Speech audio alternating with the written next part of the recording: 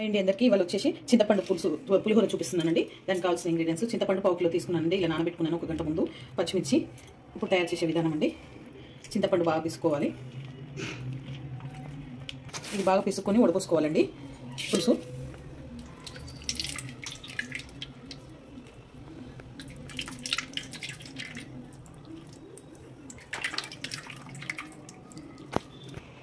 Okay అండి, ఈ పులుసు అంతా ఇలా పిండుకున్నాను కదండి మొత్తము. ఇప్పుడు దీంట్లో పచ్చిమిర్చి వేసుకుంటున్నాను. ఇలా తుంచి ఒక 7-8 పచ్చిమిర్చి వేసుకుంటున్నాను.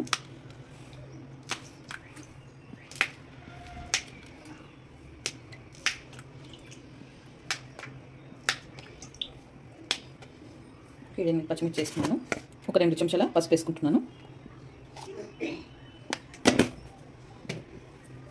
ఉప్పు వచ్చేసి ఒక 4 స్పూన్ల ఉప్పు వేసుకుంటున్నాను నిండా తీసుకొని.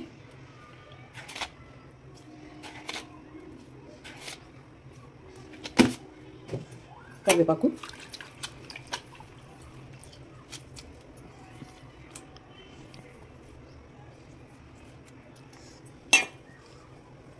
ఒక పావు నూనె కూడా పోసుకుంటున్నాను దీంట్లో.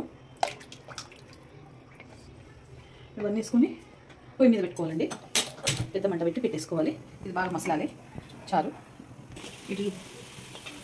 ఇక్కడ పక్కన ఒక 2 స్పూన్ల నువ్వులు వేయించుకుంటున్నానండి. నువ్వులు, జీలకర్ర, మెంతుల పొడి వేసుకుంటే చాలా బాగుంటుంది టేస్ట్. నా స్టైల్లో నేను చింతపండు పులిహోర చేస్తున్నాను. నువ్వులు వేయించుకోవాలి.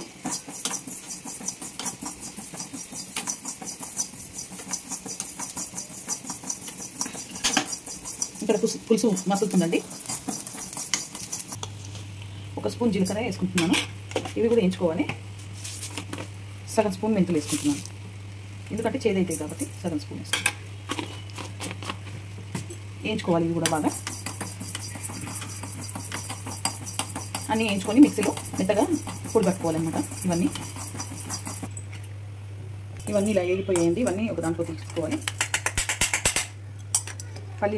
కొన్ని పల్లీలు వేసుకుంటున్నానండి. ఒక సగం గిన్నె పల్లీలు వేసుకుంటున్నాను. దీంట్లోనే ఉడికేటప్పుడు ఇప్పుడు వేసేసుకోవాలి. వేసేసుకొని బాగా కలుపుకోవాలి. పొడి చేసుకుంటాను, కొంచెం చల్లారాలి ఇది. ఇప్పుడు ఇది ఉడికిపోయిందండి. దీంట్లో ఇప్పుడు మధ్యలో ఉడికినప్పుడు సగంలో ఈ పొడి మొత్తం పట్టేసుకున్నాను. నువ్వులు, జీలకర్ర, మెంతులు అన్నీ పట్టేసుకున్నాను. ఇది మెత్తగా ఇది వేసేసుకుంటున్నాను. ఇప్పుడు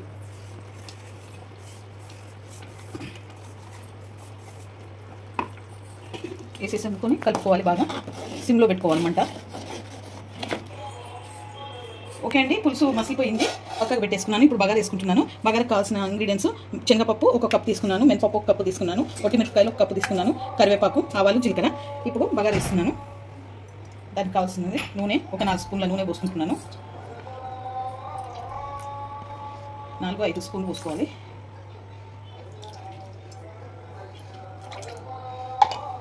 ఐదు స్పూన్ల నూనె పోసుకున్నాను. ఇప్పుడు మినపప్పు వేసేసుకుంటాను. ఫస్ట్ జీలకర్ర 1 స్పూన్ జీలకర్ర వేసుకుంటున్నాను. 1 స్పూన్ ఆవాలు, శనగపప్పు వేసేసుకుంటున్నాను, మినపప్పు వేసేసుకుంటున్నాను. ఇవి కొంచెం కలుపుకోవాలి.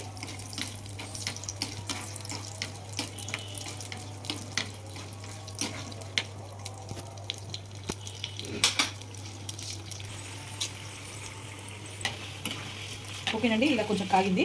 ఇప్పుడు దీంట్లో కరివేపాకు వేసేసుకుంటున్నాను. ఇందాక పులుసులో కూడా వేసుకున్నాను కదండి, కొంచెం వేసుకున్నాను కరివేపాకు బగారాకి. మేము బగారా అంటాము, సో తాలింపు వేసుకున్నాను. ఇప్పుడు మిరపకాయలు కూడా వేసేసుకుంటున్నాను.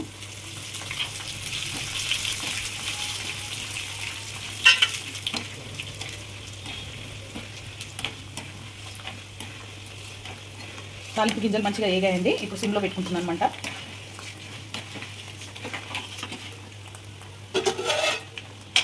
ఇంగువ వేసుకునేటోళ్ళు వేసుకోవచ్చు, నేను వేయట్లేను. ఇప్పుడు ఇదంతా దీంట్లో వేసేసుకోవాలి.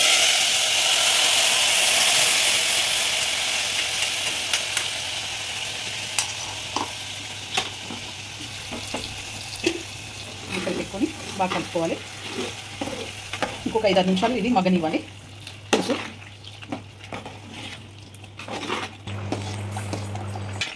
ఓకేనండి, పులిహోర పులుసు రెడీ అయిపోయింది. ఇది నేను రేపు మార్నింగ్ కలుపుకుంటాను రైస్లోకి. ఇలా తయారు చేసి పెట్టుకుంటాను అనమాట. తయారు చేసి పెట్టుకొని ఎప్పుడు అవసరం ఉంటే అప్పుడు ఫ్రిడ్జ్లో పెట్టుకొని ఎప్పుడు అవసరం ఉంటే అప్పుడు కలుపుకుంటాను నేను పులిహోర. చాలా బాగుంటుంది. 1 వీక్ 10 డేస్ దాకా ఉంటుంది పులుసు. ఈ వీడియో కనుక నచ్చితే లైక్ చేయండి, షేర్ చేయండి, కామెంట్ చేయండి, సబ్స్క్రైబ్ చేయండి. చాలా బాగుంటుంది, మీరు కూడా ట్రై చేయండి. నా స్టైల్లో పులిహోర పులుసు.